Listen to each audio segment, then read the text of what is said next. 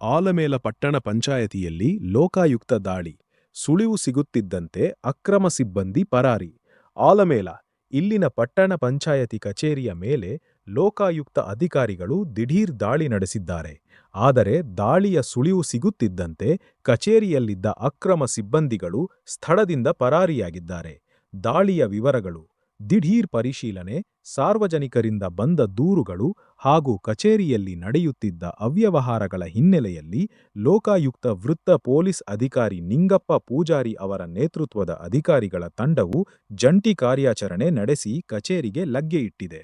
ದಾಖಲೆಗಳ ಪರಿಶೀಲನೆ, ಕಚೇರಿಯಲ್ಲಿದ್ದ ಪ್ರಮುಖ ಕಡತಗಳು, ಹಾಜರಾತಿ ಪುಸ್ತಕಗಳು ಹಾಗೂ ಆರ್ಥಿಕ ವಹಿವಾಟಿಗೆ ಸಂಬಂಧಿಸಿದ ಪ್ರಮುಖ ದಾಖಲೆಗಳನ್ನು ಅಧಿಕಾರಿಗಳು ತೀವ್ರ ಶೋಧನೆಗೆ ಒಳಪಡಿಸಿದ್ದಾರೆ. ಇಲ್ಲಿನ ಕಚೇರಿ ಕಡತಗಳ ನಿರ್ವಹಣೆ ಆಗಿಲ್ಲ, ಸ್ವಚ್ಛತೆ ಇಲ್ಲ, ಲೋಕಾಯುಕ್ತ ಫಲಕ ಅಳವಡಿಸಿಲ್ಲ, ಡಿಸೇಲ್, ಕರ, ಬಿಲ್ಲುಗಳ ನಿರ್ವಹಣೆ ಆಗಿರುವುದಿಲ್ಲ. ಪೂರ್ತಿ ಹಣ ಪಡೆದು ಅರ್ಧ ಹಣದ ರಸೀದಿ ನೀಡುತ್ತಾರೆ.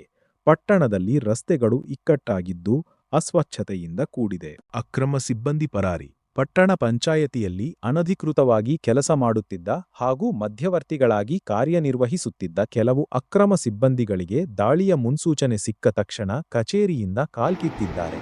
ಮುಂದಿನ ಕ್ರಮ: ಕಚೇರಿಯಲ್ಲಿದ್ದ ಇತರೆ ಅಧಿಕಾರಿಗಳನ್ನು ಲೋಕಾಯುಕ್ತರು ತೀವ್ರ ವಿಚಾರಣೆಗೆ ಒಳಪಡಿಸಿದ್ದು, ಪರಾರಿಯಾದ ಸಿಬ್ಬಂದಿಯ ಪತ್ತೆಗೆ ಮುಂದಾಗಿದ್ದಾರೆ. ಭ್ರಷ್ಟಾಚಾರ ಹಾಗೂ ಅಕ್ರಮ ನೇಮಕಾತಿಗಳ ಕುರಿತು ತನಿಖೆ ಮುಂದುವರಿದಿದೆ. ಈ ಕುರಿತು ಮೇಲಾಧಿಕಾರಿಗಳಿಗೆ ವರದಿ ಸಲ್ಲಿಸಲಾಗುವುದು ಎಂದು ತನಿಖಾಧಿಕಾರಿ ಲೋಕಾಯುಕ್ತ ಸಿಪಿಐ ನಿಂಗಪ್ಪ ಪೂಜಾರಿ ತಿಳಿಸಿದ್ದಾರೆ. ಇದೇ ಸಂದರ್ಭದಲ್ಲಿ ಸಾರ್ವಜನಿಕರು ತಮ್ಮ ಅಹವಾಲು ಸಲ್ಲಿಸಿದರು. ಸಿಬ್ಬಂದಿ ಹಾಗೂ ಸಾರ್ವಜನಿಕರು ಇದ್ದರು.